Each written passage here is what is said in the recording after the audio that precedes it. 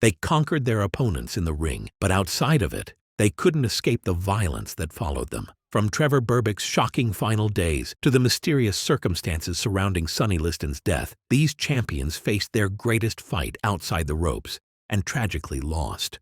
Let's dive deep into the investigations, the suspects, and the lingering questions that still haunt the sport to this day. He was a heavyweight champion, a preacher, a pillar of his community. Berbick comes back with a right hand. But behind closed doors, Trevor Berbick was hiding something sickening, because beneath the glory, he was living a double life. A man of God who committed fraud, assault, and a crime so horrifying I almost don't want to say it out loud. And in the end, his own family turned on him in the most brutal way imaginable.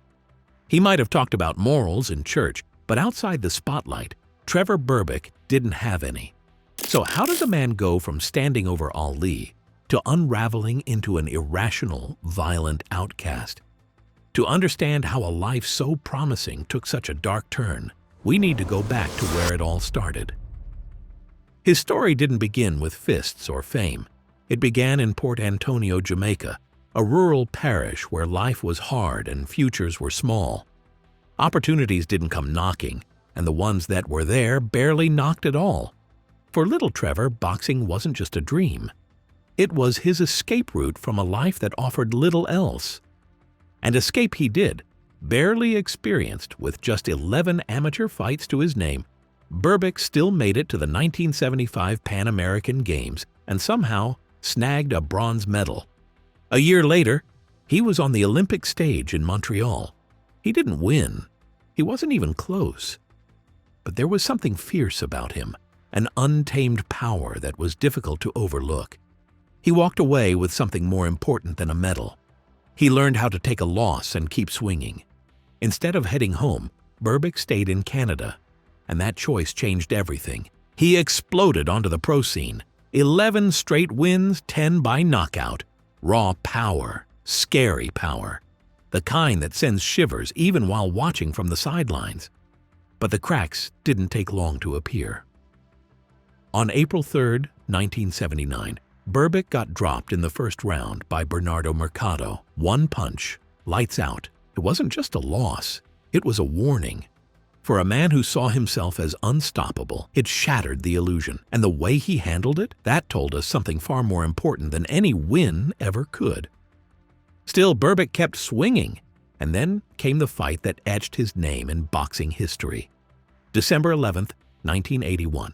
The drama in Bahama. It was Muhammad Ali's final bout, but let's be honest. It wasn't a fight, it was a farewell tour gone wrong. Ali was nearly 40, heavy, unsteady, and clearly battling the early signs of Parkinson's. Watching it was uncomfortable. Berbick won by unanimous decision. Unanimous decision for Trevor Berbick. Well, there you have it. Trevor Berbick is the unanimous decision. But it wasn't the kind of victory you celebrate with fireworks. It was sad, really, seeing Ali like that. Some called him a villain for taking part in Ali's downfall. Others saw a man who did what he had to do. Either way, his name was added to an exclusive list, the men who beat the greatest. And from that moment on, the boxing world had to take him seriously. Then came his peak. In 1986, he beat Pinklon Thomas and claimed the WBC Heavyweight Championship. That was it, the mountaintop, a belt that signified he had officially arrived. But he didn't get to enjoy the view for long, because just 8 months later, he ran into a wrecking ball named Mike Tyson.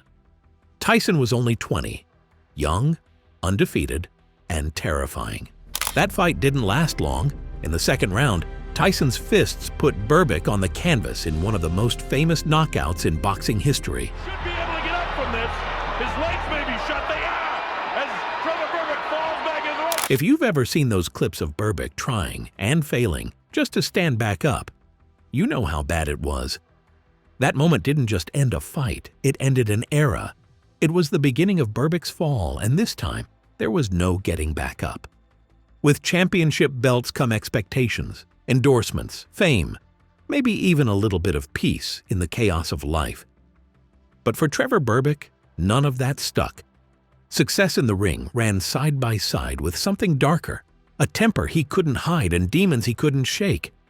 Even when he was on top, you could see the patterns emerging. He didn't just have mood swings, he had meltdowns. That loss to Tyson?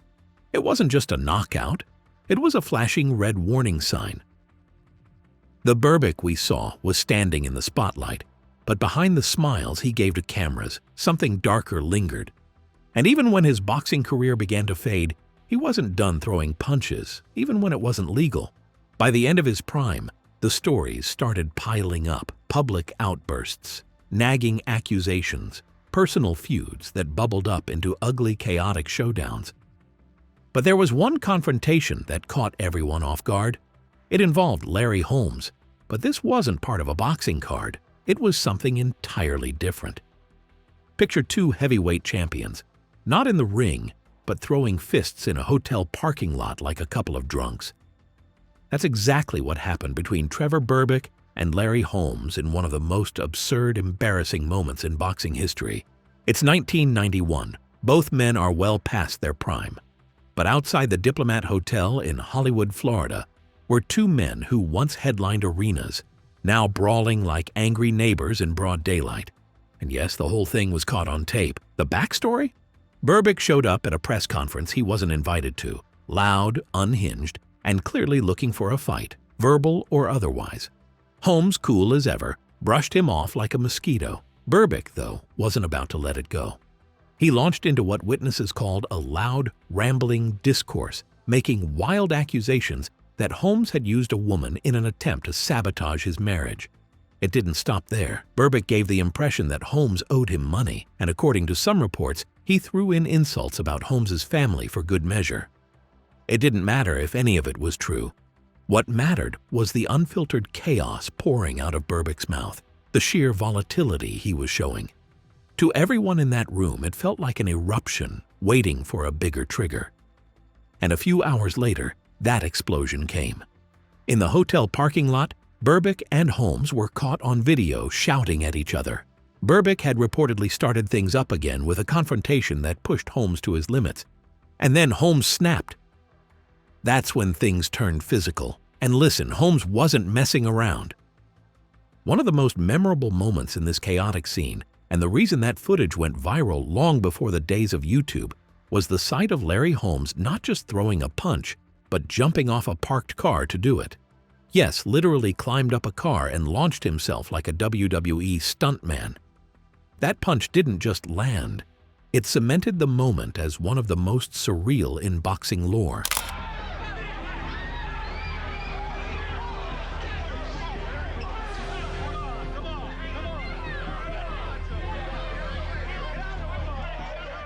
The fight itself wasn't pretty. Berbick flailed and seemed more focused on yelling than actually defending himself. Holmes, meanwhile, fed up and focused, let his fists do the talking. It was pure chaos. Shouts, scuffling, bystanders either trying to break it up or record the madness. But this wasn't just an embarrassing scuffle. For Berbick, it symbolized something deeper, something brewing beneath the surface. His meltdown at the press conference, his paranoia, the bizarre accusations, it wasn't new for him. He had always flirted with chaos. This wasn't his first public outburst, and it wouldn't be his last. But watching him completely lose control in front of cameras was different.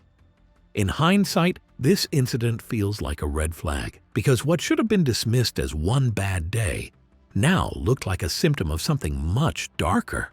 Because what came next wasn't just troubling, it was sickening. 1991 was supposed to be his comeback year, his big redemption. After getting steamrolled by Tyson, he promised to turn over a new leaf. No more boxing, no more chaos. Or so he said. But instead of rebuilding, 1991 became the year that marked the beginning of the end. And it didn't take long for things to get ugly. It started with a stunning act of violence. Berbick accused his former business manager of stealing $40,000, a serious allegation, but what he did next was even more serious. He held her at gunpoint, not a heated argument, not a legal dispute, an armed confrontation. Witnesses described the way he seemed to fuel the situation. Accusations hurled without much backing, emotional outrage that seemed to burst out of nowhere, and a complete lack of self-control. And this was a man who once preached from the pulpit, a man who claimed to represent God, now threatening someone's life.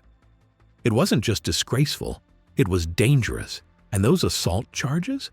They were the first real crack in the legal dam that was about to burst. But let's not kid ourselves. This wasn't an isolated incident. Just a year later, Berbick found himself in even deeper trouble. This time, the gloves were off, and the crime was cold and calculated fraud. He forged his ex-wife's signature to secure a mortgage. The scheme was simple enough. He wanted the money and decided to drag his own family into the mess to fund his personal desperation. By then, the boxing money had dried up, and his dwindling fortune put him in positions like this, where he gambled with the law and inevitably lost. The conviction for second-degree grand theft only confirmed what was becoming painfully obvious.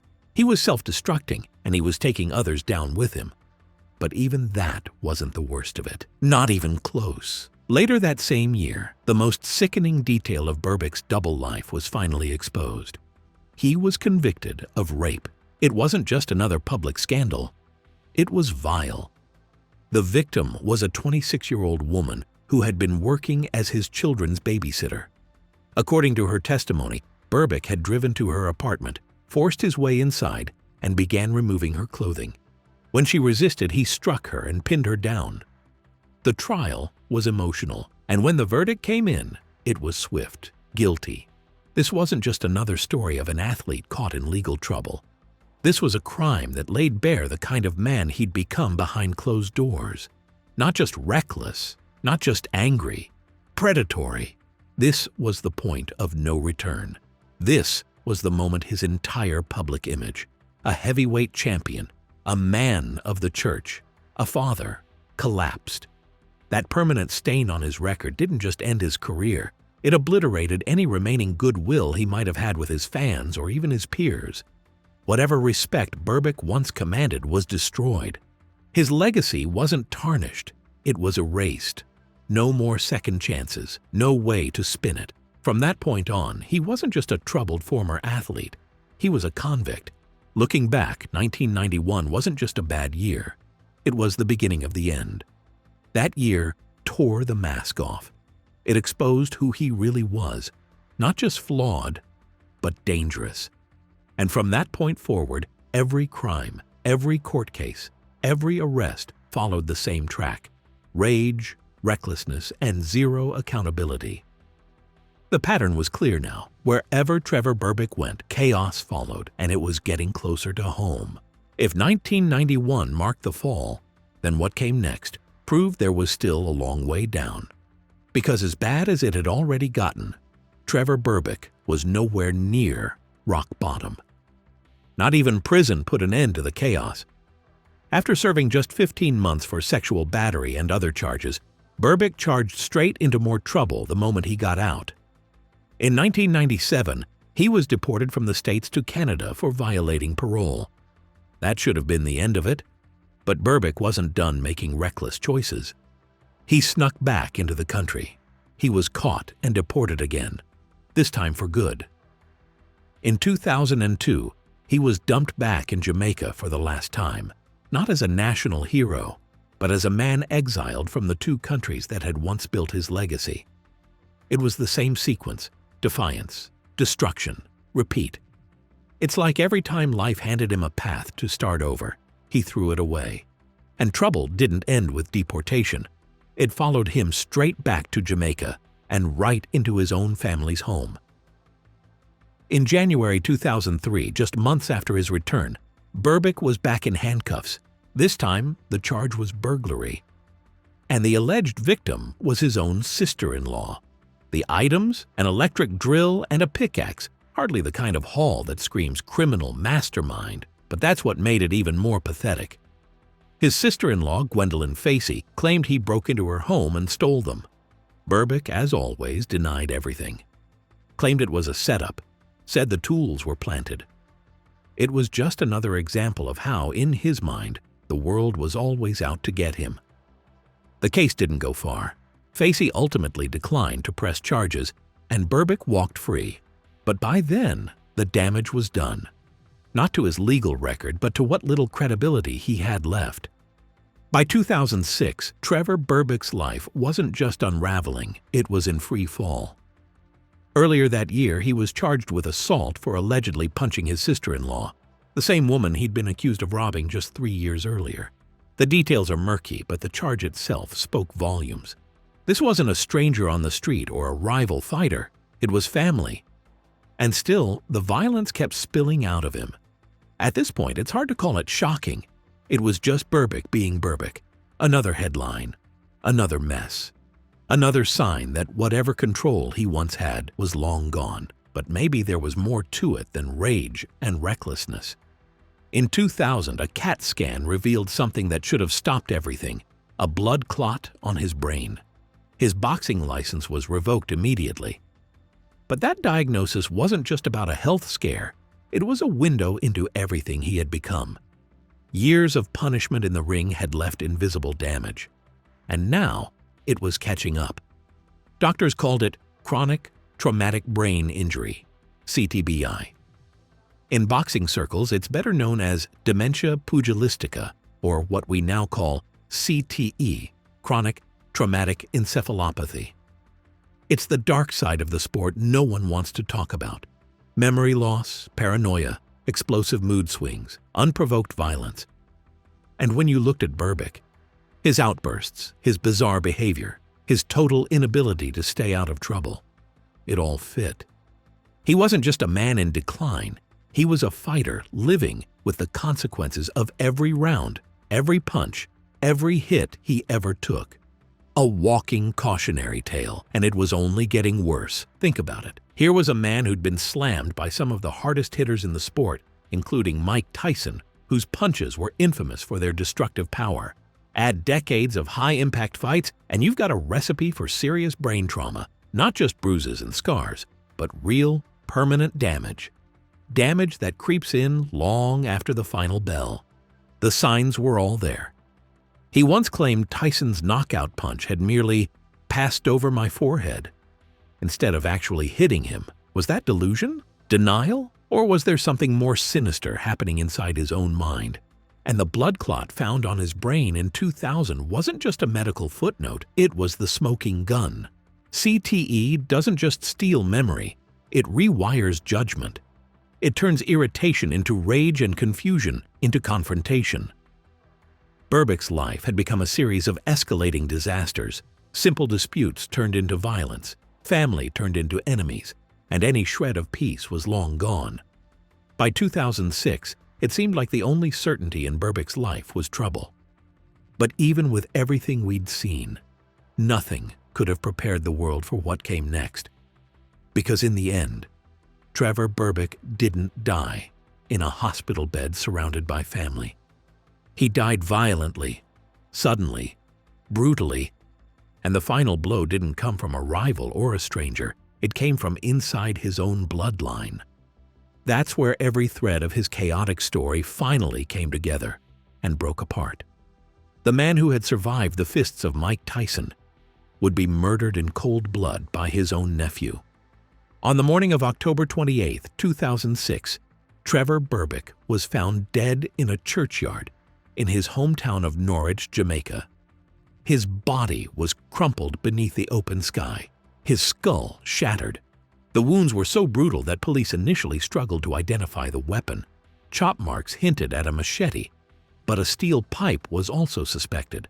Whatever it was, the message was clear. This was no random act. It was calculated and personal. And it didn't take long for investigators to find the source. The killer was Berbick's own nephew, Harold Berbick.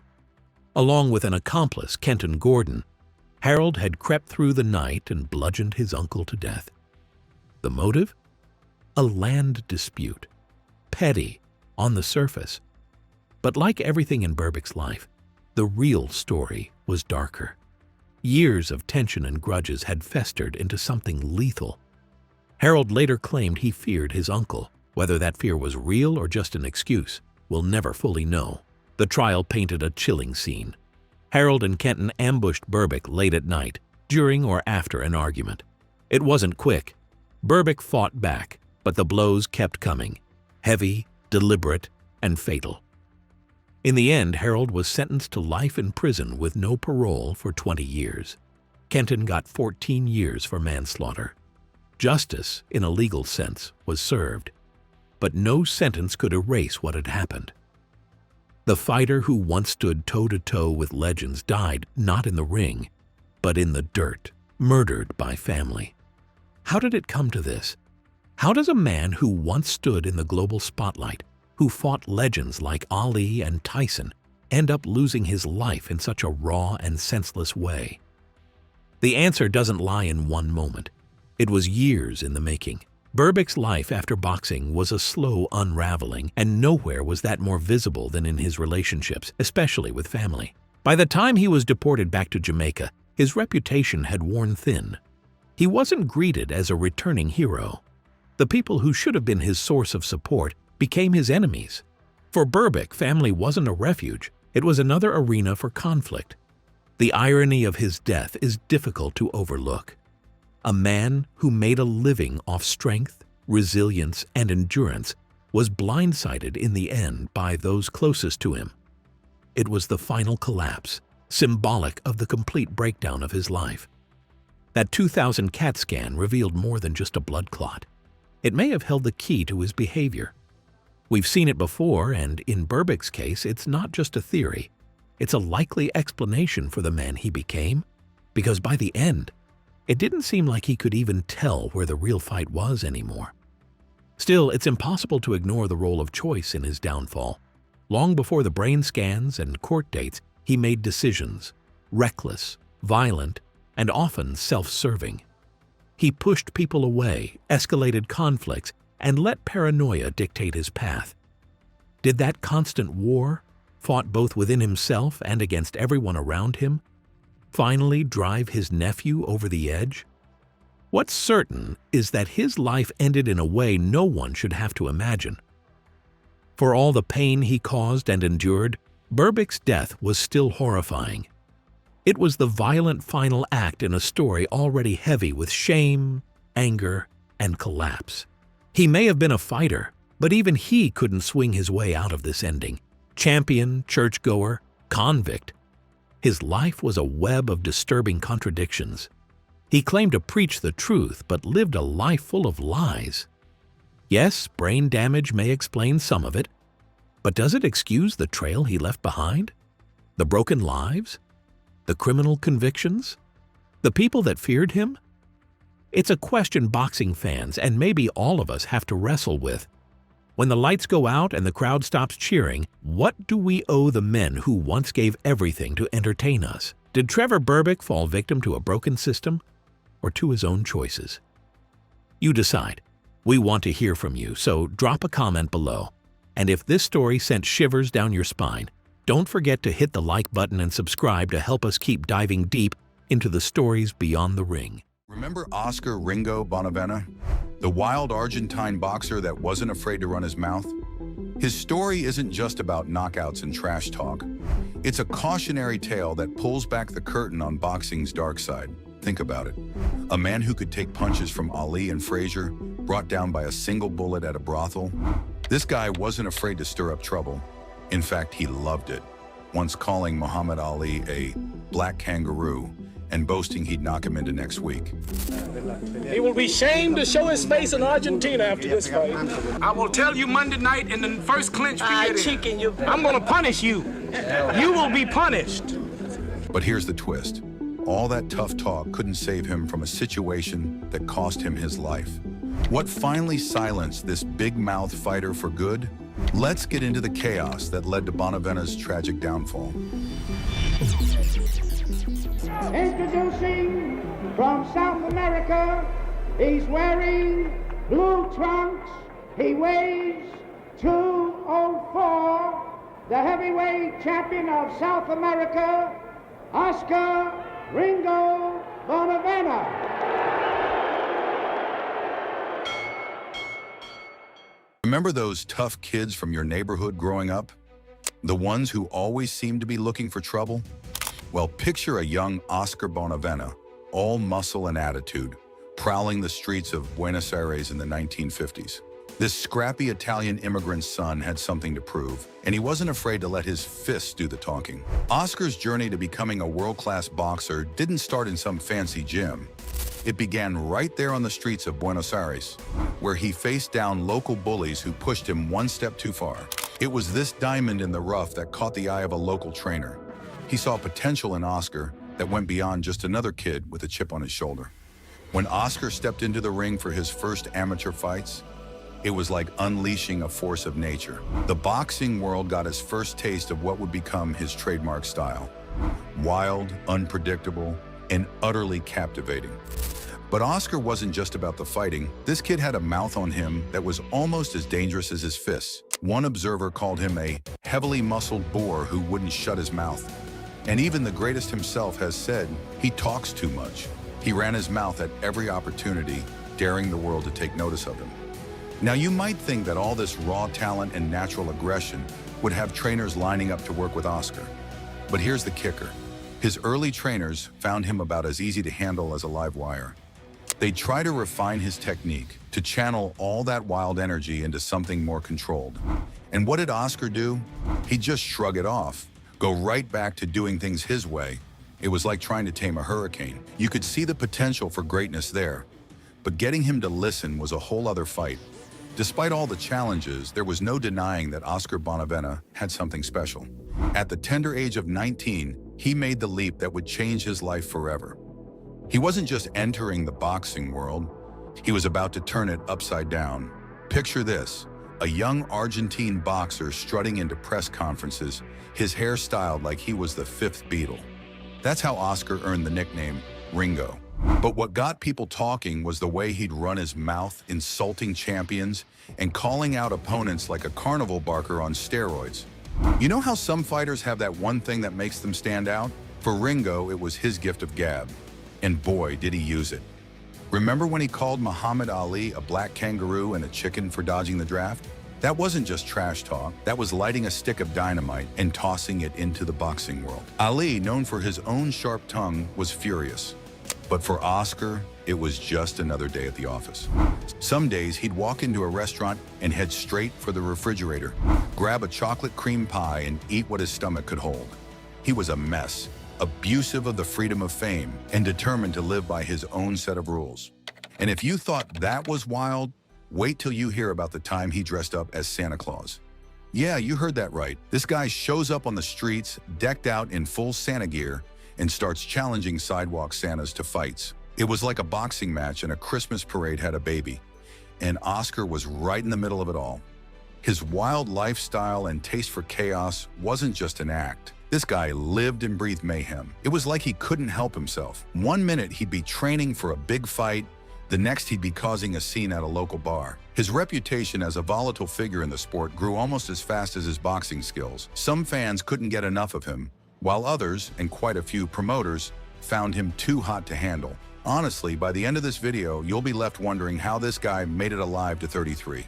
His fights became events, spectacles that people couldn't ignore. It wasn't just about who would win or lose anymore. It was about what crazy stunt Oscar would pull next. All this chaos and showmanship caught the eye of American promoters. They saw dollar signs when they looked at him. Here was a guy who could not only fight, but could sell a fight like nobody's business. In a sport where hype is half the battle, Oscar Bonavena was a promoter's dream come true. His early fights in America were a roller coaster. Take his fight against Zora Folley in February 1965. Folley was a highly rated contender, and he showed Ringo the ropes in a one-sided affair. But even when he lost, Oscar found a way to steal the show. His broken English and outrageous statements made him a media darling. Journalists couldn't get enough of him. Why not be now? Monday. Examination. I see you. Win or lose, Oscar was always good for a headline. He'd strut into press conferences, spewing wild claims and insults that had reporters scrambling for their notepads. Remember how he needled Joe Frazier? Oscar showed up to a presser, started sniffing the air, and then gagged like he'd smelled something awful. The implication? Smokin' Joe had a personal hygiene problem. It was outrageous, disrespectful, and pure Ringo. Enter legendary trainers like Charlie Goldman and Gil Clancy. These guys had molded champions before, and they thought they could do the same with Oscar.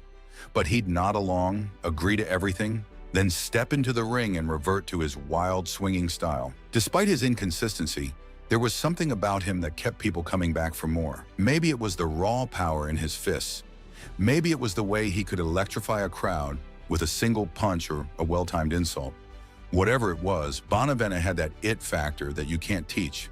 His fighting style was unlike anything else in the heavyweight division, rugged, wild swinging, durable. Critics would say he was all brawn and no brain in the ring, but that's exactly what made him so dangerous. You never knew what Oscar was going to do next, which leads us to our next brawl. Let's start with the Frazier fights. It's September 21st, 1966, and the boxing world is buzzing. Frazier's the rising star, undefeated and hungry. Bonavena, he's the wild card, the guy nobody's quite sure about. In the second round, Bonavena unleashes that raw power we've heard so much about. Boom! Frazier hits the canvas. Twice. 2 knockdowns against Smokin' Joe Frazier? Who saw that coming? But Frazier, showing the heart of a champion, picks himself up. When the final bell rings, the decision goes to Frazier, but Oscar's shown he can hang with the best. The winner by a split decision, Joe Frazier. Joe Frazier coming over to our microphone. We're met. They clash again in 1968. 1968.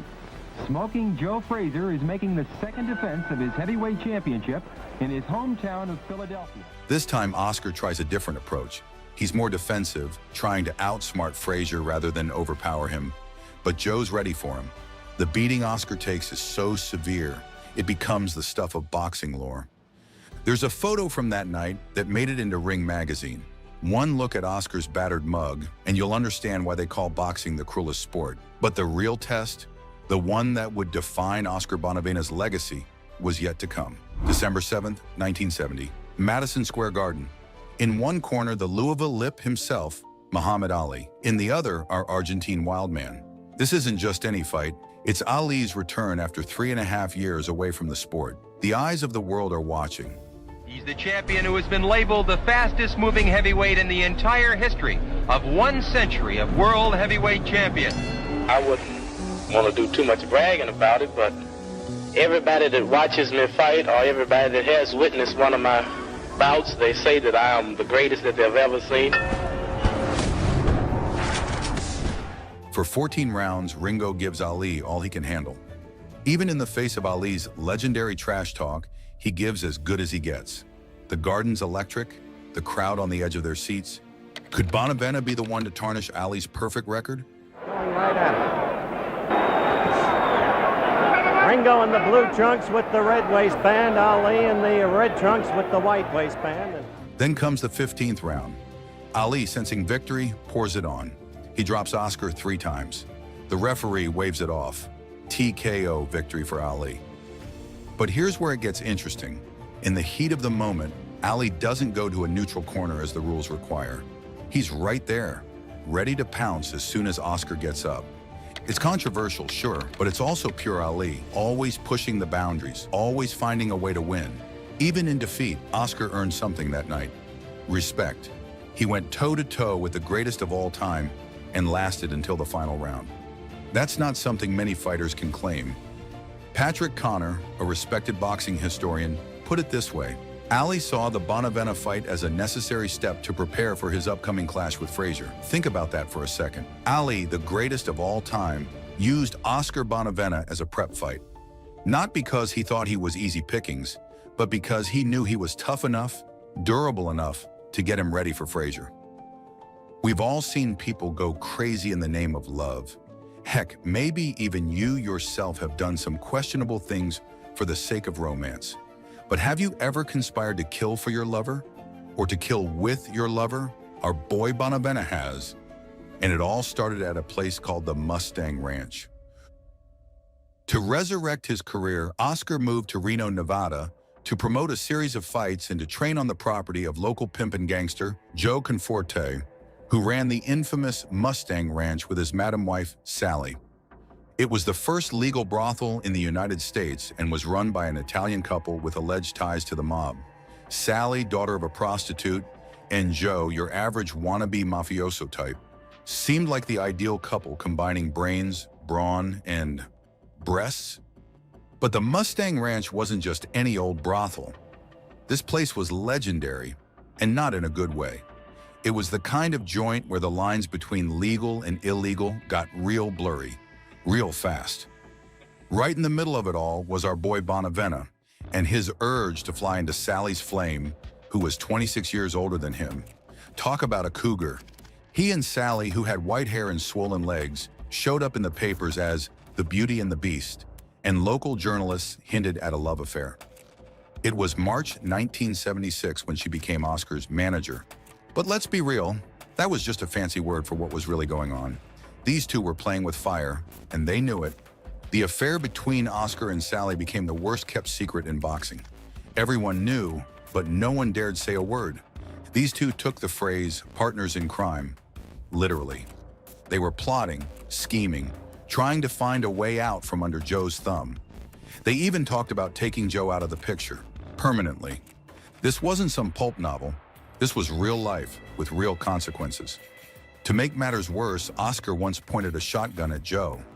Sure, it turned out to be empty, but can you imagine the tension in that room? It was like a powder keg just waiting for a spark. He even bragged about taking over the Mustang Ranch. The whole situation was a ticking time bomb. Joe gave him an ultimatum: leave with Sally or face the music. But Oscar wasn't the kind of man to back down from a fight, even when he should have. As Ringo's star faded in the ring, it seemed to shine brighter at the Mustang Ranch. He became a fixture there, more at home among the working girls and high rollers than he ever was in the gym. The man who once had the world at his feet was now knee-deep in a world of danger. Ringo plunged into a whirlwind of lovemaking and mayhem, and he wouldn't make it out alive. Boxing insiders watched in disbelief. Here was a guy who could have been one of the greats, throwing it all away for a dangerous hookup and a taste of the high life. But that was Ringo, always living on the edge, always pushing his luck. You know how they say luck runs out for those who push it too far? Well, on May 22nd, 1976, Oscar Bonavena's number finally came up. And let me tell you, it wasn't pretty. Picture this. It's a chilly Nevada night, the kind that makes you pull your collar up tight. Oscar's on a losing streak, throwing money away at the gambling tables. But that's not enough for him. No, he's got to take it one step further. So what does he do? He heads over to the Mustang Ranch. Now, if you're thinking, hey, isn't that the place where he's been causing all sorts of trouble? You'd be right on the money. Oscar's got one thing on his mind: Sally, Joe Conforte's wife. The same Joe who owns the Mustang Ranch and isn't exactly known for his forgiving nature. As Oscar approaches the ranch, the air feels electric with tension. That's when Willard Ross Brymer, ex-convict and Mustang Ranch security guard, steps in, a bolt-action rifle in his hands. Two men, both with something to prove, squaring off in the darkness. Witnesses later said Oscar tried to talk to Brymer. But here's where it gets messy. Oscar, in a moment of sheer madness, reaches for a revolver stashed in his boot. The metal glints in the dim light, and time seems to slow down. Before anyone could blink, a single shot rang out. Brymer had pulled the trigger, and just like that, the man who'd gone toe-to-toe with Ali and Frazier was down for the count. 58 wins, 44 knockouts, and 1 bullet. These numbers tell the story of a boxer who could take any punch but couldn't dodge the bullet with his name on it. It hit Oscar right in the heart. He didn't stand a chance. Brymer later claimed he only meant to fire a warning shot, but whether it was intentional or not, the result was the same. Oscar Bonavena, the wild child of boxing, was gone in an instant. When it comes to love, we've all heard the phrase, "I'd die for you." Heck, maybe even you yourself have said it to the woman of your dreams. But Oscar took that phrase literally, and his death wasn't just the end of his story, it was the beginning of a whole new mystery. People started talking, and when people talk about a death at a notorious brothel, things get complicated real fast. Conspiracy theories started flying. Some folks were convinced that Joe Conforte had orchestrated the whole thing. After all, Oscar had been getting a little too cozy with his wife. The mystery of his death would continue to captivate for years to come. The aftermath was like something out of a crime novel. The world was still reeling from the shock of Ringo's death, when the legal circus rolled into town. And let me tell you, this was the main event. Let's set the scene. Willard Ross Brymer, the security guard who pulled the trigger, is sitting in the hot seat. The prosecution's revving up for a knockout, but something's off. It's like watching a fixed fight where you can see the punches aren't landing quite right. Now Big Boss Joe steps into the ring to testify. He's singing the blues about how he regrets letting Bonavena crash at his place. Says Ringo got real chummy with his wife. Talk about airing your dirty laundry in public, right? But here's the kicker. It's like he's trying to paint himself as the victim in all this. Can you believe it? The trial takes a wild turn, and before you know it, Brymer's pleading no contest to involuntary manslaughter. It's like watching a heavyweight bout end with a light tap on the chin. And get this, Brymer gets sentenced to a measly 15 months in the slammer. 15 months for taking out one of boxing's wildest characters. This sent Argentina into an uproar, its citizens demanding justice for their slain hero. It was like the whole world was crying foul, but the ref just wasn't listening. Now listen to this. Wild Bonavena, cougar chaser, player, brothel lover, had a wife. Shocking. But you know, not really, since he was having an affair. Anyway, she wasn't about to throw in the towel. She comes out swinging with a wrongful death suit, gunning for a cool $7 million. She's got Joe Conforte and Brymer in her sights, looking to land a haymaker for justice. You'd think with all the hullabaloo, this case would be a slam dunk, right? Wrong. It's like watching a boxer dance around the ring, never landing that knockout punch. The Confortes slip away on some legal technicality. As the dust settled, people started asking questions. Was Brymer just a fall guy? What about Joe Conforte's role in all this? Some folks whispered that maybe, just maybe, his influence reached further than the Mustang Ranch. That perhaps he had friends in high places, pulling strings behind the scenes. But we'll never know, because Joe Conforte died in 2019 and took his secrets with him to the grave.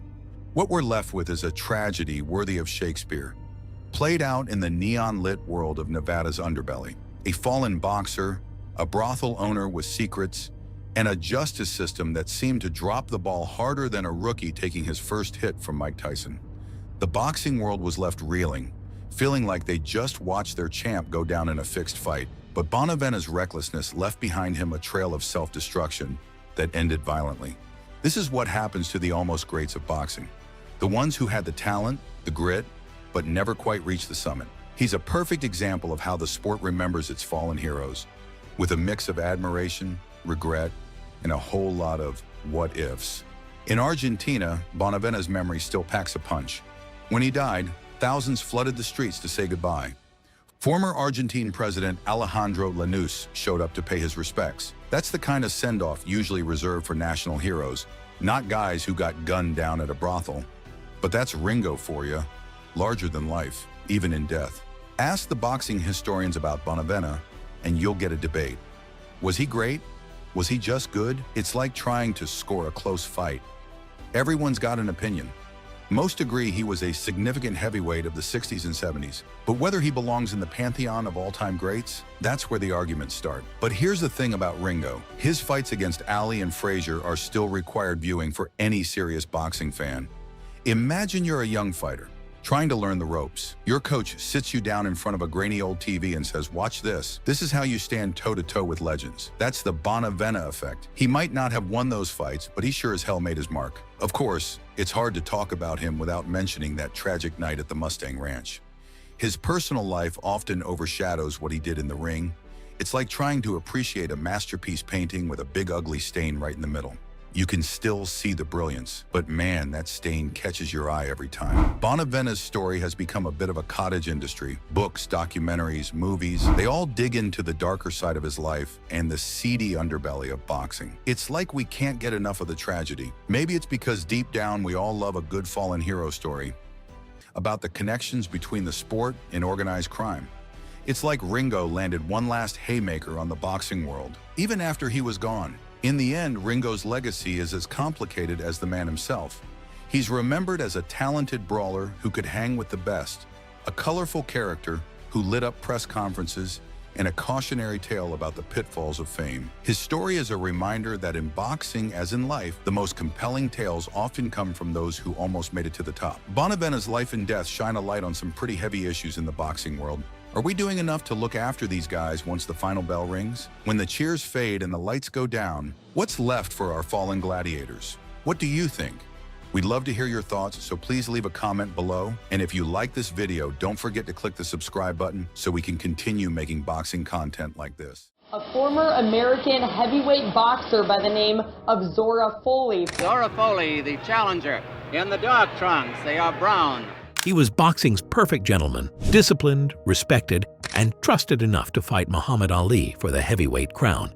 All I can say is that he's the #1 man in the whole world, and I can't do no more than to fight the top contenders. He's been around. But just months after turning 41, Zora Folley was found dead in a motel pool, under circumstances that still don't add up.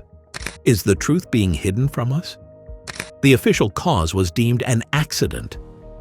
But the real story is a mess of missing reports, witnesses changing their stories, and injuries that can't be explained.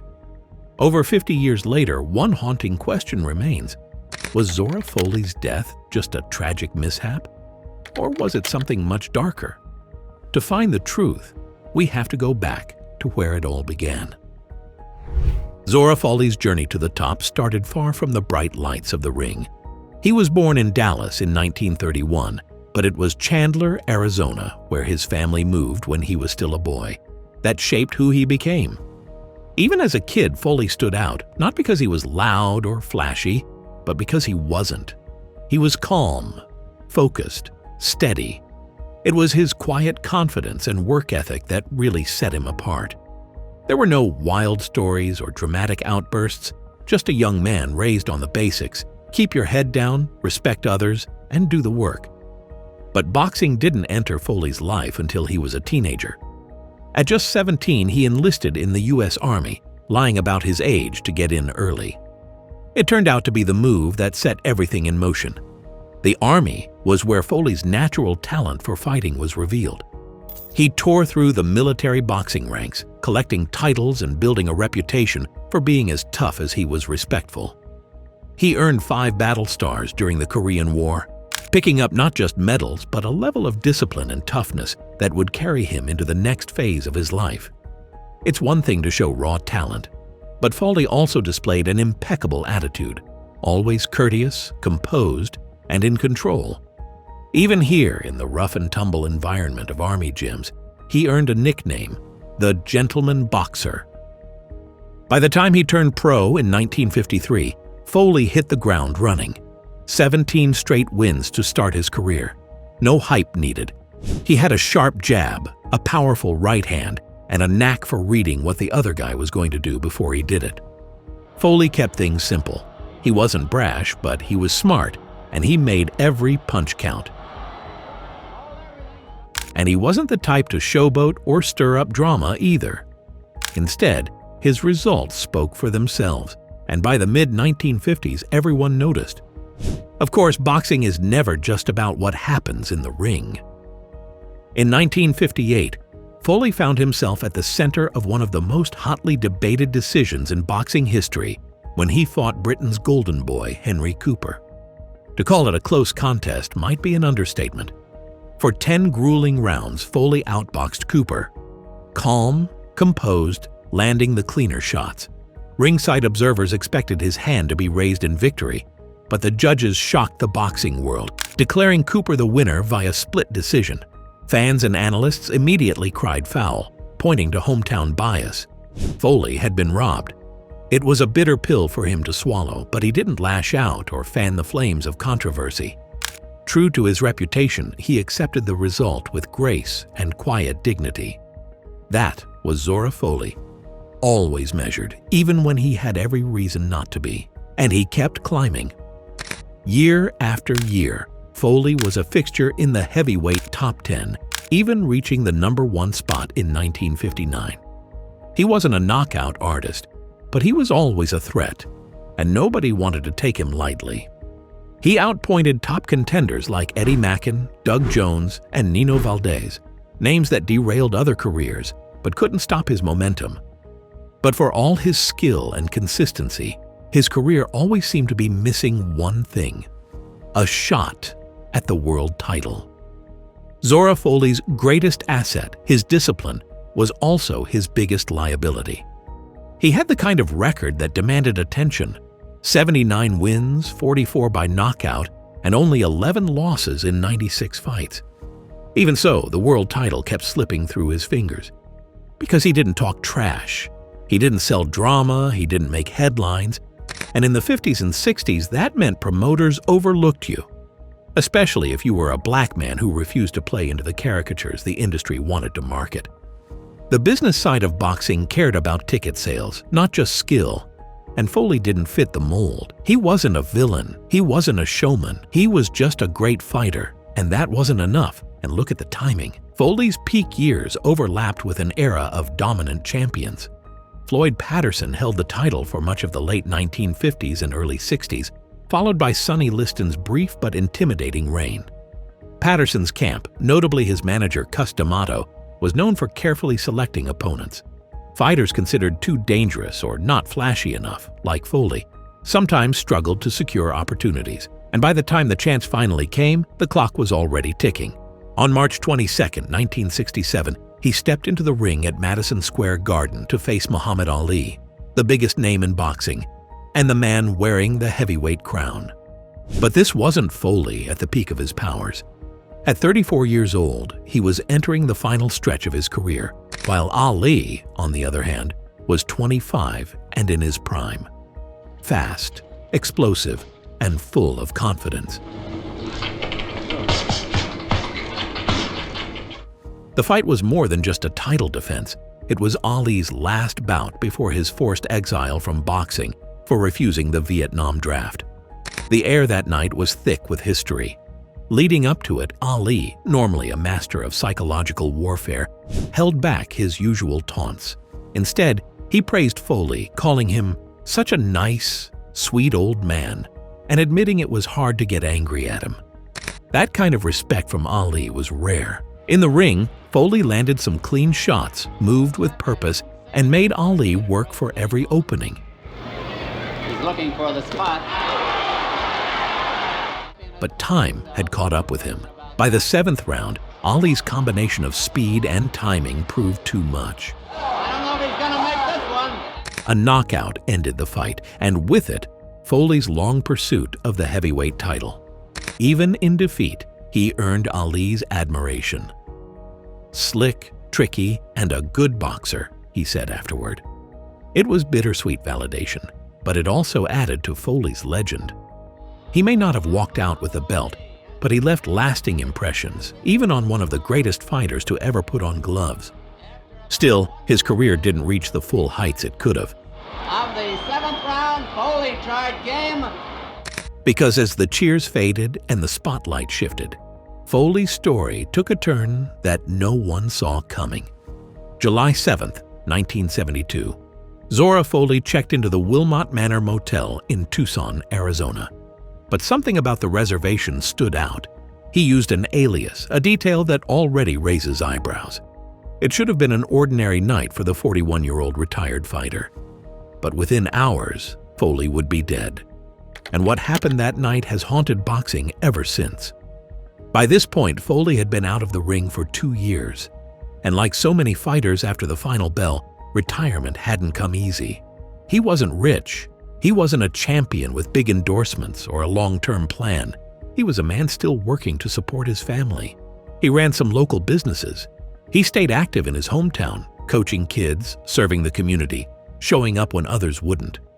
But the spotlight had moved on, and the paydays were gone. Still, no one could have predicted that a simple trip to Tucson would be the end. The official story surrounding his death came quickly. It went like this.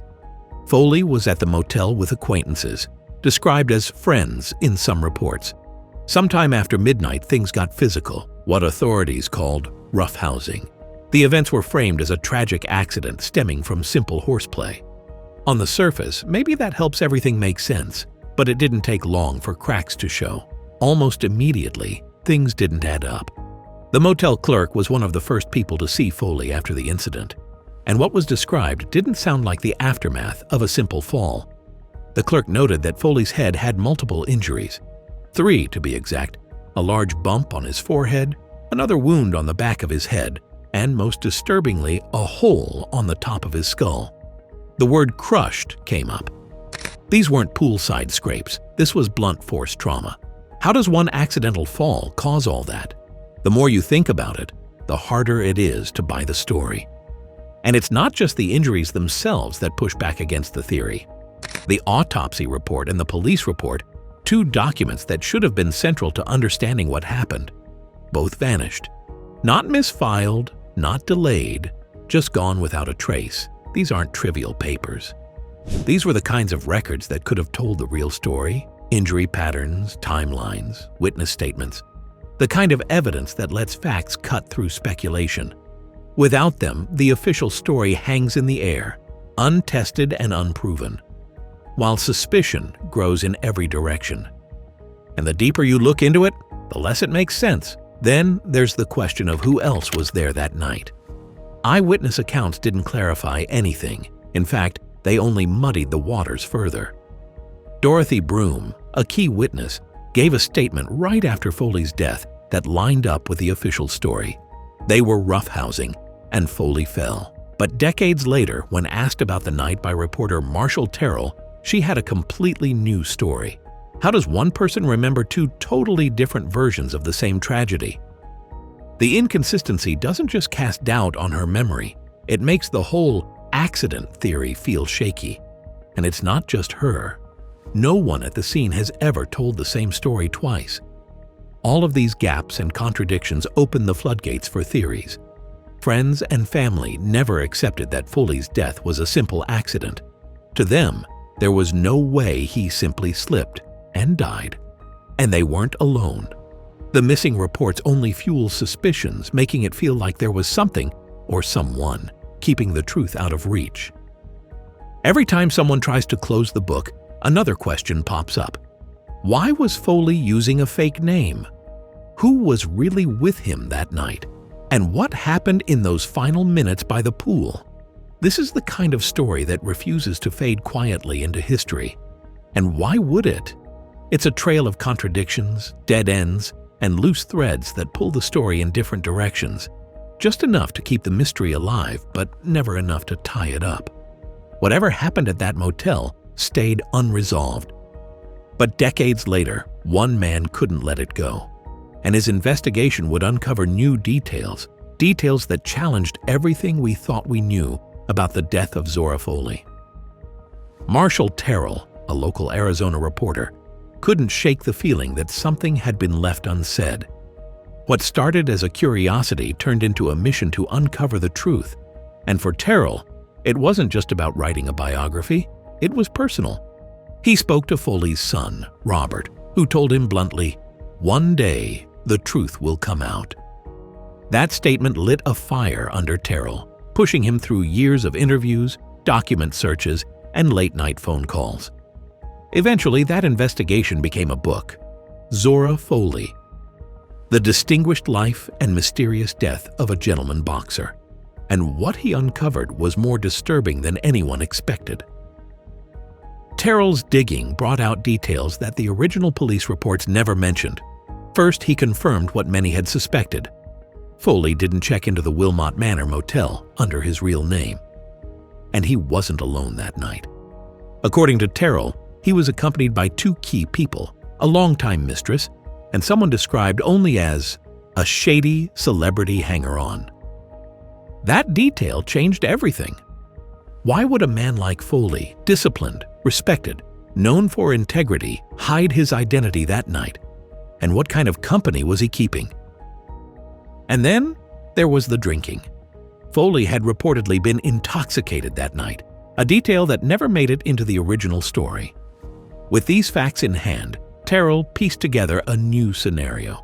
According to his theory, sometime after the pool had closed, Foley dove in, possibly to show off, possibly just careless. What he didn't see was the low concrete divider separating the adult and kiddie sections of the pool. He struck it head first. That, Terrell believed, explained the head trauma. the bump on the forehead, the crushed back of the skull, and the hole on top. More than the original roughhousing story ever could. But if this was what really happened, why didn't the authorities say so? Why did they stick to a vague tale about friendly horseplay? And why did the police seem so quick to close the case? And why, decades later, are the two most critical documents in the case, the police report and the autopsy file, still missing? Terrell searched everywhere in 2014. Nothing. No copies, no records, no explanations. It's hard not to ask the obvious question. Did someone want the truth buried? Eyewitness testimony didn't help much either. Remember when I mentioned one of the key witnesses, Dorothy Broom, and how she gave a statement that matched the official story? Yeah, well, she only made things more confusing. Back in 1972, she had given an account to police, claiming Folley fell backward, hit his head, and slid into the water.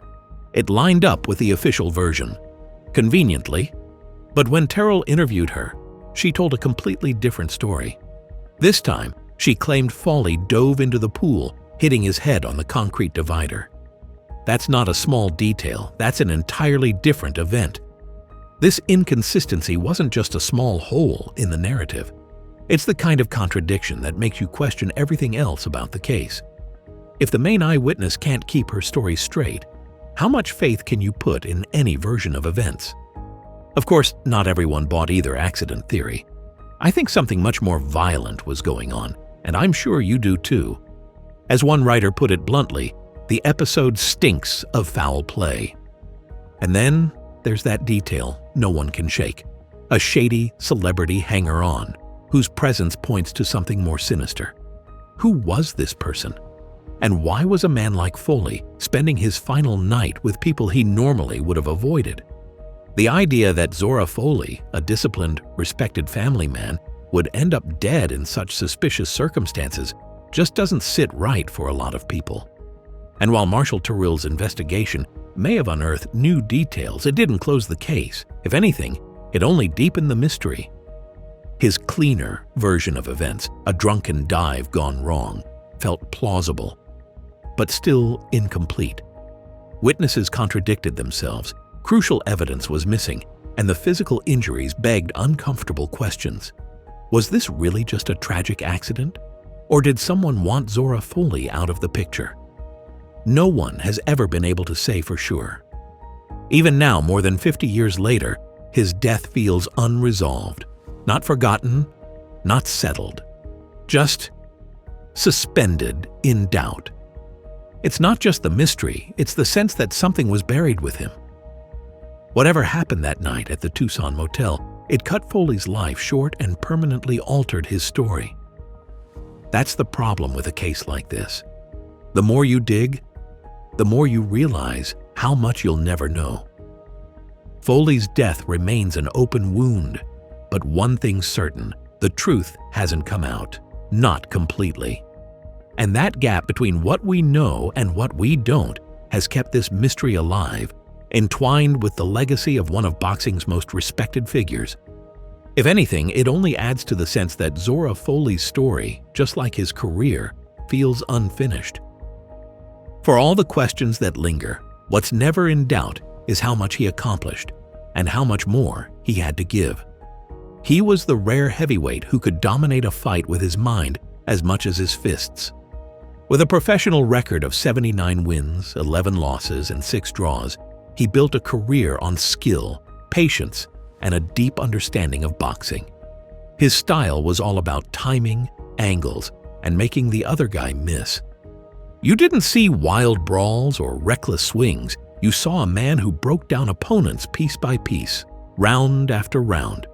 And his greatness wasn't measured only in punches. Folley carried himself with grace in a sport that often celebrated the loudest voices and the biggest egos. Even Muhammad Ali, who made a career out of getting into opponents' heads, drew the line with him. It wasn't often that Ali skipped the usual taunts. And when he called Folley a humble, respectable man, you could tell he meant it. But his impact wasn't limited to boxing. After retirement, he didn't fade into obscurity like so many fighters often do. He stayed rooted in Chandler, Arizona, the city that helped raise him, and that he helped raise in return. From serving on the Chandler City Council to mentoring local youth, he was the kind of guy who'd show up at community events, shake hands, and ask how folks were doing. Chandler recognized what he meant to the city. Today, you'll find Zora Folley Park, the Zora Folley Aquatic Center, and Zora Folley Street, all named in his honor. The Chandler Museum even put together an exhibit to mark his fight with Ali, making sure new generations know who he was. And that's what makes his death at 41 so hard to accept. Folley wasn't just a fighter. He was a father to 9 kids, a husband, a mentor, a man whose best years might still have been ahead, a man who deserved more. The circumstances of his death only deepen that sense of loss. For many, it's impossible to separate his legacy from the sense that something was left unresolved. His story became a reminder that even the strongest among us can be gone in an instant, leaving behind unfinished business and unanswered questions. It's easy to accept the official line that it was an accident. But for those who knew him and those who've studied the case, that explanation doesn't hold up. His death hangs like a question mark over his life, ensuring that every mention of his name comes with an air of mystery. Still, Folley's life stands for more than the questions about his death. He showed that you could compete at the highest level without sacrificing your principles. He proved that dignity, discipline, and respect matter, even in a sport built on violence. And in Chandler, his spirit still lingers. In the park where kids play, in the pool that bears his name, and in the stories told by those who watched him fight or worked alongside him in the community. Zora Folley was a man who mastered the ring with grace, a man who mastered a brutal sport with the heart of a gentleman. But the final chapter of his life was anything but graceful. And although we may never get the answers, one thing is certain.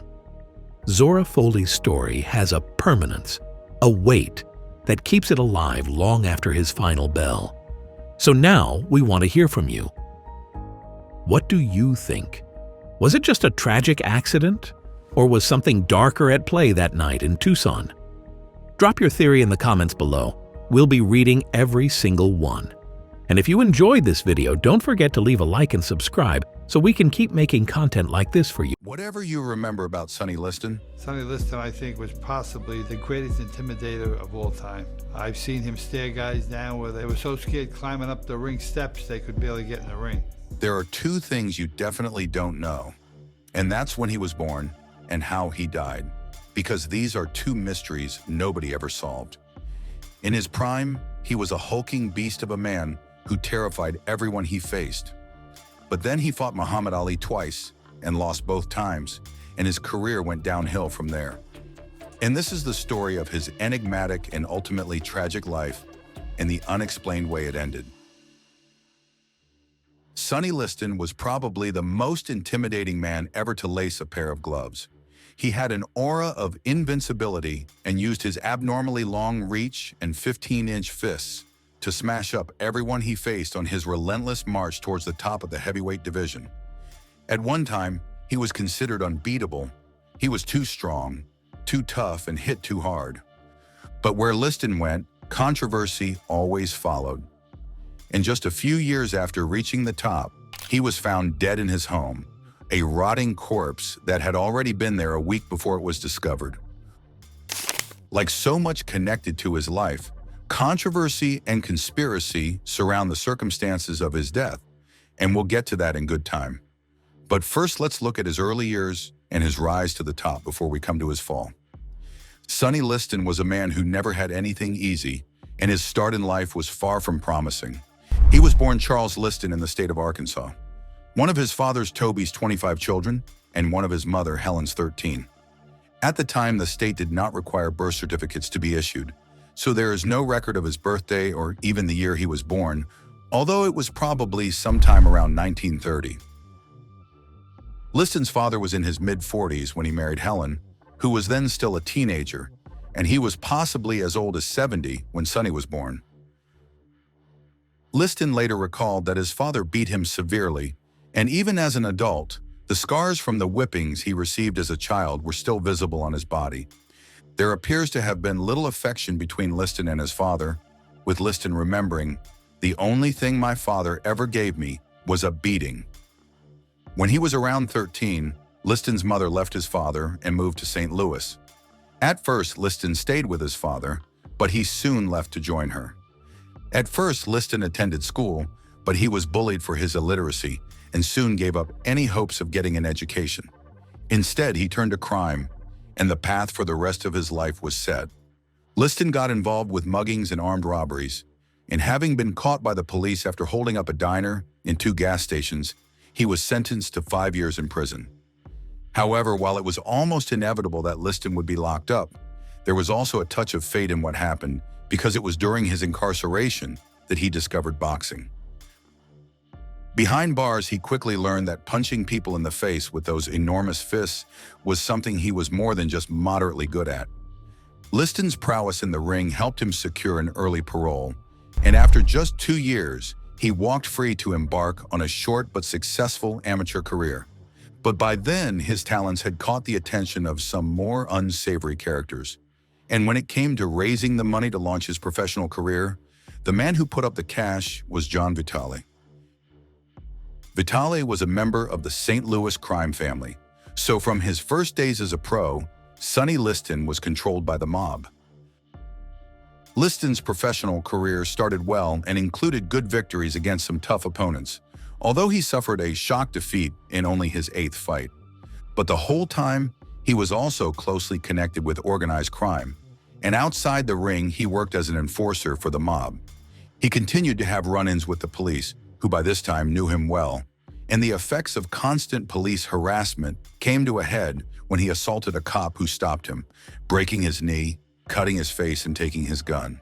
This and another incident that saw him leaving another cop upended in a garbage can saw him rewarded with another stint behind bars. This time, on his release, the police made it clear that if he stuck around, he wouldn't be alive for much longer, so he left St. Louis for Philadelphia to pursue his boxing career there instead.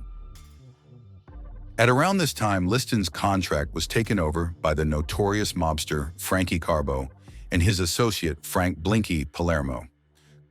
Carbo in particular was heavily involved with the darker side of boxing, and significantly, he was in control of Liston's career in the run of fights leading up to his shot at heavyweight champ Floyd Patterson. The problem for Liston was that his mob connections were well known, and his brushes with the law were no secrets either.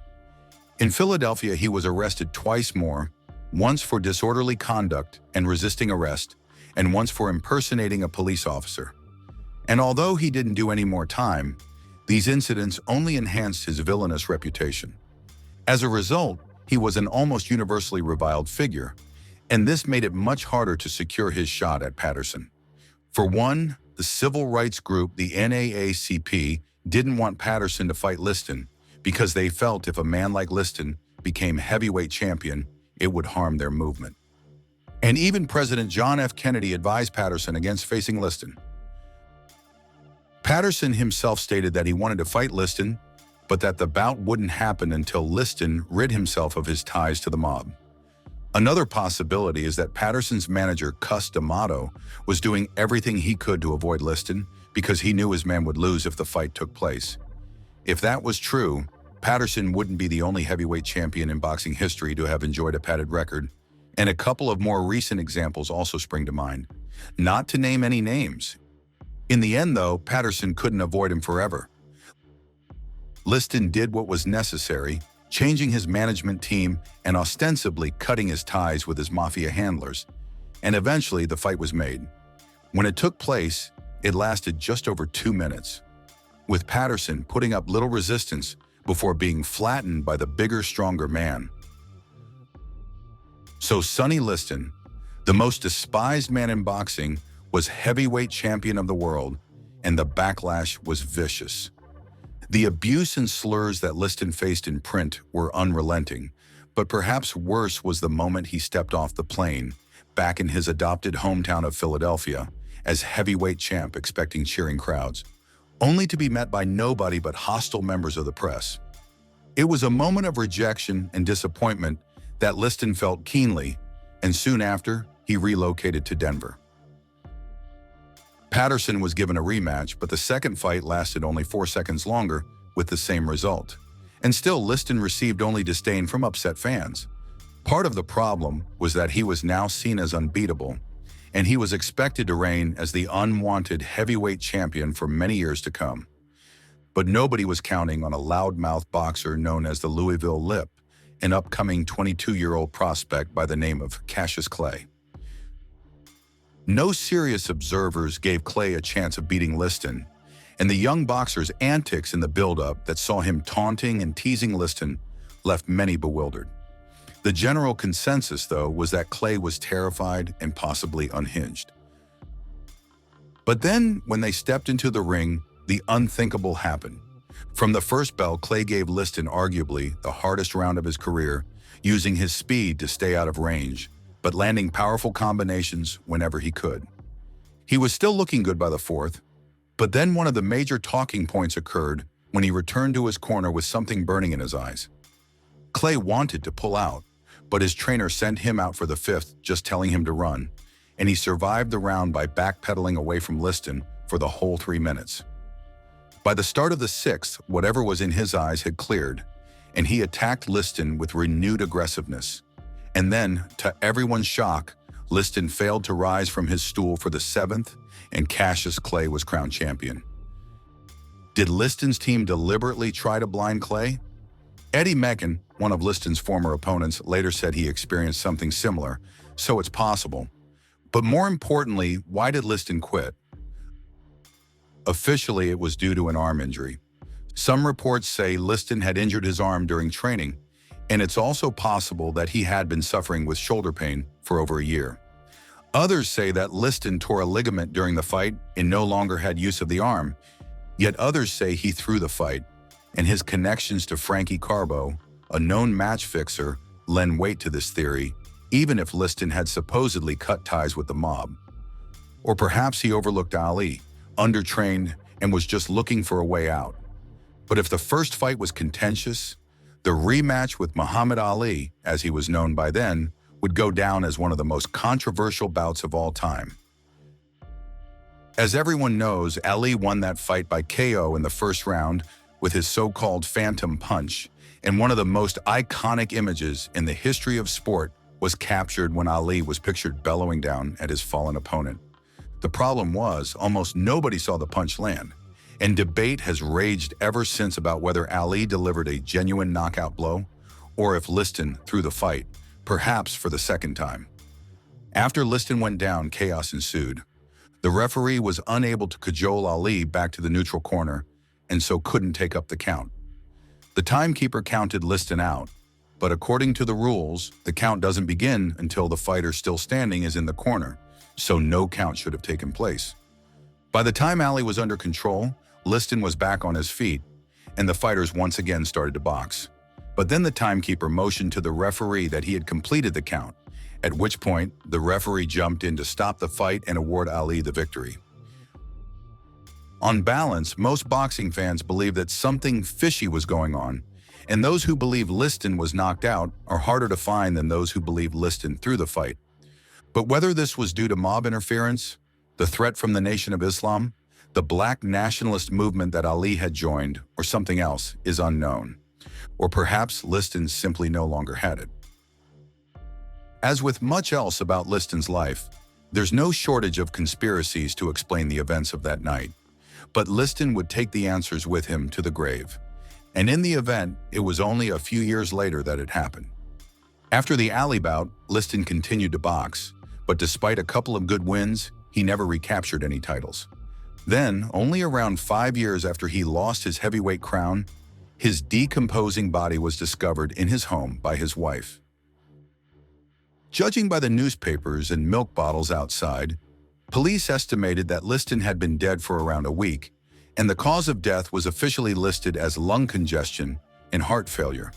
But with Liston, nothing was ever that simple, and there are just as many theories about his death as there were about the phantom punch, if not more. When police arrived to investigate, they also found a balloon of heroin in the house and a small amount of marijuana in Liston's pocket. The police sergeant claimed that Liston was a heroin addict and that everyone on the force knew about it, and a drug overdose could certainly be a possible cause of death. Police found no drug paraphernalia in his house, but the first people his wife called upon discovering his body had been his doctor and his attorney, so it's possible they hid such items before the police arrived. Liston's body was too decomposed for the toxicology report to confirm or deny the overdose theory, but a small mark on his arm that could have been from an injection supports this idea. But then others say Liston had nothing to do with drugs, and Johnny Tocco, Liston's last trainer, maintained that Liston was terrified of needles and would never have injected himself. Another possibility is that his lifelong association with the mob had caught up with him, and he had been taken out in a hit. Tocco also tells a story of when the pair were in a coffee shop during the build-up to his final fight, when Liston unexpectedly met and then left with some strangers. The next day, one of the strangers returned and said something to Tocco that convinced him Liston had agreed to throw the fight. But when confronted, Liston dismissed the idea, telling his trainer he was going to knock his opponent out. In the event, this is exactly what he did, and it's possible his death was a hit arranged as retribution for not throwing the fight as agreed, or perhaps it was revenge from a drug dealer who suspected him of being an informant, or perhaps he had a seizure and died naturally, as Tocco chose to believe. Liston was an enigma, and his life was full of contradictions. Although he was among the most feared men ever to step inside the ring, his wife described him as gentle and kind and great with kids. But then he certainly had a temper, and he was often unable to control it when dealing with police. And he allowed Ali, then Clay, to goad him into a rage before their first fight, perhaps affecting the outcome. Liston remained illiterate throughout his life, but was supposedly highly intelligent, and it's a small tragedy that he was bullied out of school when he was just trying to get an education, something that pushed him towards a life of crime.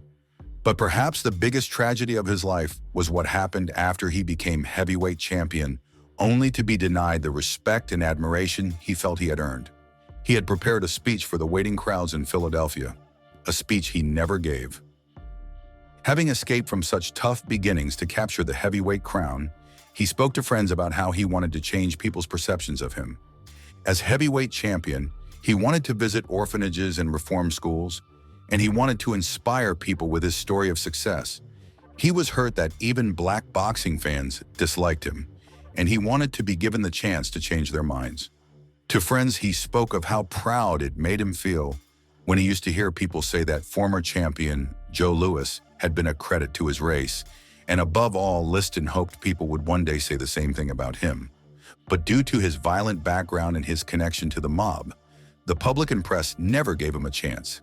And so he died in mysterious circumstances as perhaps one of the most tragic and misunderstood men in boxing. What do you think? How did Liston die? Was he murdered or did he die a natural death? And what about the alley fights? Did he throw them? What's your take? We'd love to hear your thoughts, so please let us know in the comments below. And if you liked the video, please don't forget to hit the like button and give us a follow before you go. If these stories moved you, hit that like button and subscribe for more deep dives into boxing's most powerful and often forgotten tales. Have your own theories or questions about these tragic legends? Drop them in the comments below. Let's keep their stories alive and uncover the truth behind the sport's darkest moments together.